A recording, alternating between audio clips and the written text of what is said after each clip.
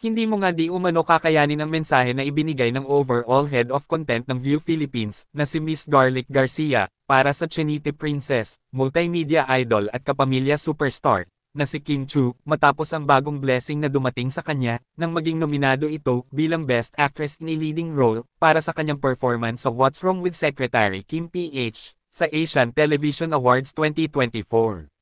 Ayon kay Miss Garlic na, "You are the next big Asian superstar, Kimi. You work so hard and do it all with a smile, with great love, respect, and gratitude.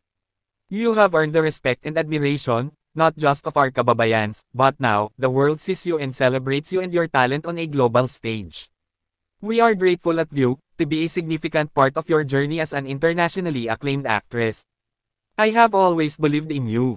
We love you." At dahil nga sa mensahe na ito ni Miss Garlic para kay Kim Chu, ay madami nga ang naging emosyonal at hindi napigilan ang mapaluha sa sobrang pagiging proud dahil sa mga achievements at parangal na natatanggap ng kapamilya superstar. At ayon nga sa mga fans and supporters, na sinasang-ayunan nila ang komento ni Miss Garlic, na si Kim Chu ang next big Asian superstar. Kayo, anong masasabi nyo tungkol dito? Just comment down below.